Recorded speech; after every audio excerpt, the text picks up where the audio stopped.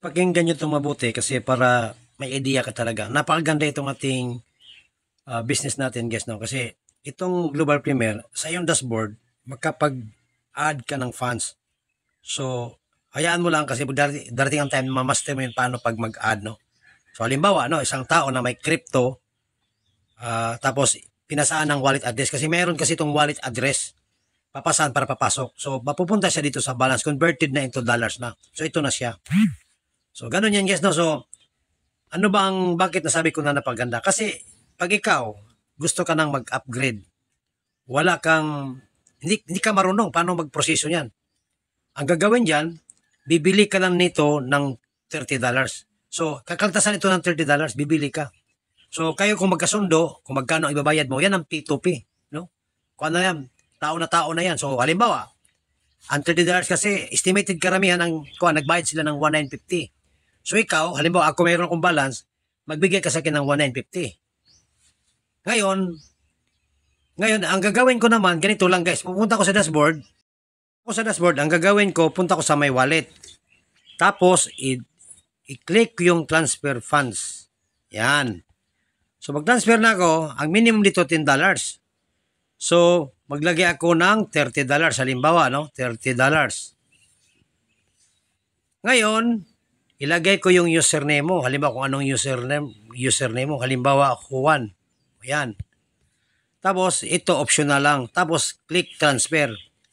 Ang mangyari, mapupunta na yan sa dashboard mo. Pagpunta na sa dashboard mo, yun na yun ang gagawin mo, no? Pag napunta na sa dashboard, ang gagawin mo, i-click mo itong upgrade now. Okay. So, ngayon, piliin mo marketer, no? So, i-click mo lang itong crypto payments. Ngayon, dahil may account ba, ang tawag doon, account balance, may balance na, i-click mo na lang itong account balance. Click. Yan. Pero kung wala pang account balance, kailangang lagyan mo ng funds. Pag nalagyan mo na siya, saka siya mag-pay now. Pay now. Oh. Ganon siya, guys. Ganon kabilis. So, halimbawa naman, wala kang funds pa talaga, no? Wala pang funds, pero kung marunong ka sa crypto, pwede itong i-click mo. Tapos, pwede itong i-click itong crypto payments or coins payments or itong credit debit card. So, kahit alin naman dyan, pero pwede sila ako sa crypto payments kasi kung mayroon akong funds na TRX o halimbawa, cryptic, o yan. So, wala pa man tayong account balance, dito muna tayo sa crypto payments. Pay now. Okay. No, pag okay, dalhin ka dito. So, nagsuggest siya na TRX, no? So, kopyahin mo lang yung wallet. I-click mo to sa itong Tron. So, ngayon, kopyahin mo itong wallet address. Ito. Copy wallet address. O, pag nakopya na, doon, punta ka doon sa yung Chrome o sa Trust Wallet. O, nandito na ako sa Trust Wallet. O, TRX ko. So, yan, ang TRX ko, 11 pesos. 74 pesos. Kaya kung hindi ka marunong sa ganitong klase, idaan na lang sa tao P2P. Pero kung marunong ka, subukan mo ngayon, i-send mo siya, click mo send, no? Papadalan mo yung wallet address. I-search mo, type mo yung wallet address. Balik ka naman doon sa yung dito, amount, copy the amount. O, yan. Copy the amount. No? So, balik ka dito. Amount. O, yan. Ay, yeah. Tapos, i-paste mo yung amount.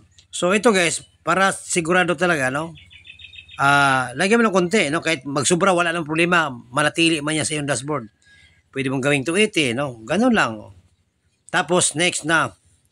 Pag matanggap na yan, bye tayo. Mapupunta na yan sa balance mo. No? Mapupunta na yan sa balance mo.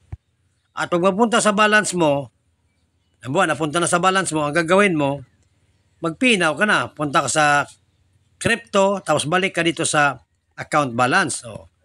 Tapos pay now. Mayroon tayong video dyan paano na mag-upgrade kung may funds na. O, di ba? Ganon kabilis, guys.